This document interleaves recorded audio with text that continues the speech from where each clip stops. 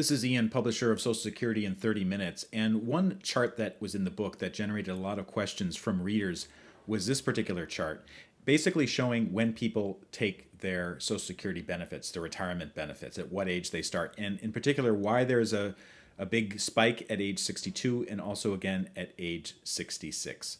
If this video helps, please take a moment to like it and follow me, and let's get into it. So this chart basically shows that about 34% of people, or about 1/3, take their retirement benefits starting at age 62.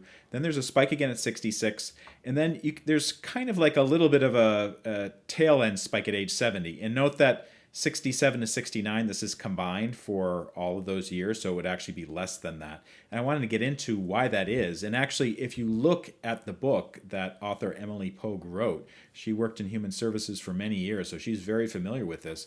But basically, the earlier you take Social Security benefits, the less you will receive. 62 is the age that is the earliest age that you can take Social Security retirement benefits. And that explains why you get this big spike right here. However, it will be just a fraction of what it would be if you just wait a few more years to get to what's called full retirement age, which is at age 66, according to current Social Security guidelines. So many people, they take it right away at age 62, as soon as they can, even though they will be receiving a lot less than if they wait until age 66. And the chart that Emily included in the book addressed an example of somebody who decides to retire not as soon as possible, but at age 63 and 3 months.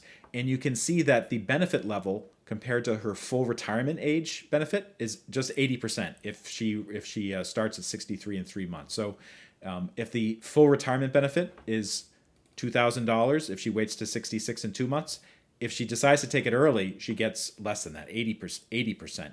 You can see that it goes up incrementally over every 3-month period until it reaches 100%, and then she can get her full retirement benefit at that age, 66 and 2 months. So that kind of explains these two spikes right here. So many people take it as soon as they can. Maybe they need to take it. Maybe they're no longer working. Maybe their health isn't good, and they just need to start taking their benefit right away.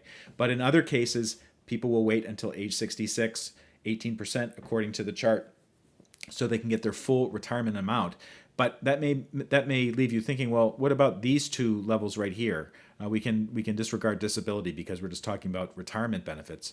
And the reason why there's some stragglers that hang on till age 70 is because if you're still working at age 66 and you decide to keep on working and you're still contributing to your Social Security retirement account, basically that will mean that your benefits will go up. So some people who aren't ready to retire, aren't ready to stop working, they keep on working. Their benefits continue to accrue until age 70, and that's the maximum cutoff. At that point, you're not going to be getting, even if you continue working, you're not going to be increasing the benefit levels for your monthly Social Security retirement check. So that's when people stop. But you can see 4% of the population, they keep on going to bump up their retirement benefit check even more. So they don't take it at age 66. They don't even take it at age 67 or 68, 69. They wait till age 70 to do it. So I hope that breaks down why the Social Security retirement age, there's spikes in when people start to withdraw. I think they make sense for a lot of people. Some people just need to take it as soon as possible. Other people want to wait until the maximum